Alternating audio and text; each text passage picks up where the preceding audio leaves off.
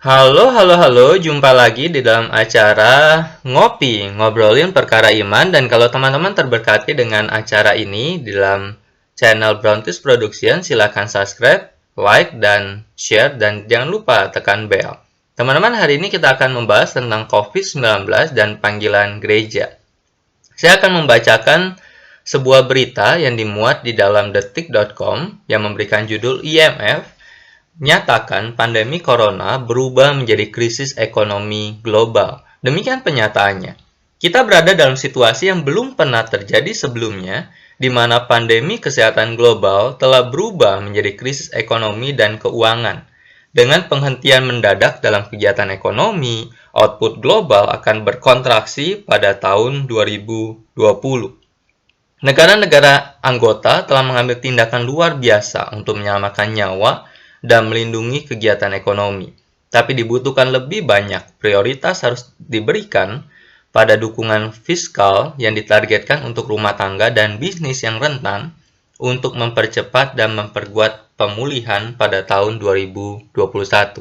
Teman-teman, ini adalah pernyataan IMF berkaitan dengan ekonomi dan pernyataan mereka berkaitan dengan krisis ekonomi yang terjadi secara global. Kita terus berdoa biarlah Tuhan jagai secara ekonomi kondisi negara-negara di dunia ini, termasuk kondisi di Indonesia.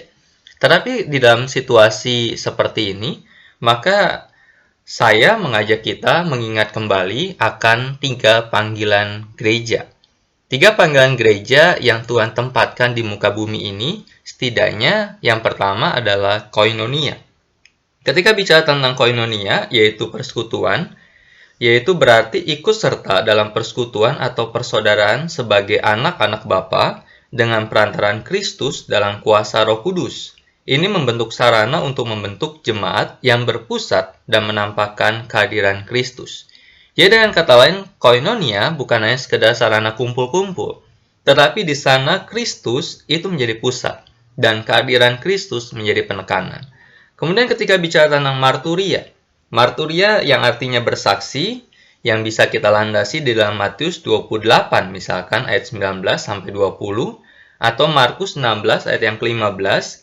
Bersaksi yang dimaksud adalah menyatakan akan kasih Kristus yang mau mengosongkan dirinya, tidak menganggap kesetaraannya sebagai hak yang harus dipertahankan, melainkan memilih setia dan taat sampai mati, bahkan sampai mati di kayu salib, bangkit dan naik ke surga, dan dari surga ia memberikan hidup yang kekal kepada kita hanya dapat diterima melalui iman pada Kristus.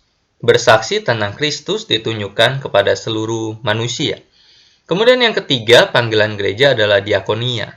Diakonia bisa kita artikan sebagai pelayanan, yaitu ikut serta mewujudkan kasih Allah melalui tindakan nyata kepada sesama yang miskin, terlantar, dan tersingkir. Teman-teman, ini menjadi hal panggilan gereja. Dan kita tahu di dalam situasi COVID-19, apa yang bisa dilakukan oleh gereja? Yang pertama yang sudah dilakukan oleh kebanyakan gereja dan bisa jadi semua gereja yang ada di kota dan di daerah, itu mereka mengadakan ibadah online. Kenapa? Untuk mendukung pemerintah, mentaati peraturan pemerintah ketika bicara tentang tidak boleh kumpul di dalam satu tempat dengan jumlah yang banyak supaya mencegah penularan COVID-19. Sehingga gereja mengadakan ibadah online. Sekalipun persiapannya lebih susah seperti itu ya. Harus belajar sesuatu yang baru lagi. Dan kemudian harus mencoba yang baru. Harus rekaman, harus online, harus live, harus streaming. Tetapi itu adalah upaya yang dilakukan oleh gereja untuk mendukung dan supaya COVID-19 ini segera berakhir di Indonesia secara khusus ya. Tetapi kemudian yang kedua adalah ketika bicara tentang panggilan gereja, bukan hanya sekedar bicara tentang ibadah online, ibadah konservatif yang ada di gereja, dialihkan menjadi ibadah online yang ada di rumah masing-masing. Tetapi panggilan gereja yang kedua adalah terhadap dunia. Maka saya coba mengutip atau menampilkan beberapa hal yang dilakukan oleh beberapa gereja. Ini hanyalah sampel dari yang saya tahu dan saya yakin banyak gereja juga sudah lakukan.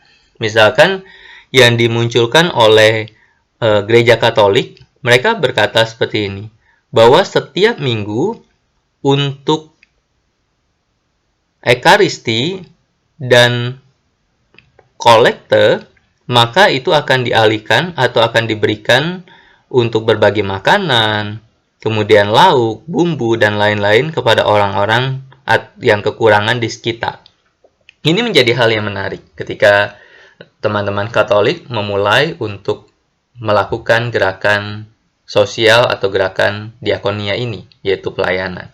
Kemudian yang kedua adalah beberapa gereja yang di Facebook mereka membuat sebuah istilah peduli wabah COVID-19. Misalkan GII itu bersama dengan istilah bersama melawan COVID-19, yaitu bagi setiap orang yang ingin terlibat di dalam mendukung dana, maka bisa ditransfer dan kemudian mereka akan berikan itu kepada rumah-rumah sakit untuk mendukung pengobatan. Kemudian misalkan GKI Sinode Wilayah Jawa Timur dengan istilah bantu perjuangan mereka yang akan juga dihibahkan kepada kebutuhan berkaitan dengan COVID-19 ini.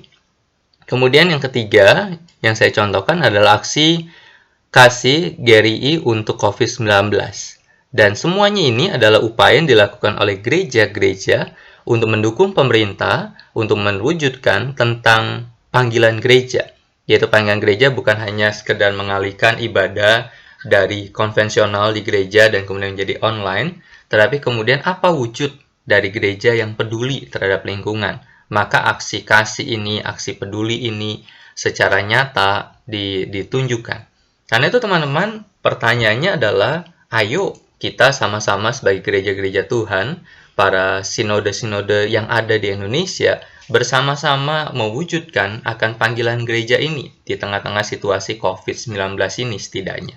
Kita tahu orang-orang di sekitar kita, para penduduk di sekitar gereja, orang-orang yang selama ini harus keluar rumah karena panggilan bekerja dan mereka tidak memungkinkan untuk kerja di rumah, maka itu panggilan gereja untuk terlibat di dalam pelayanan.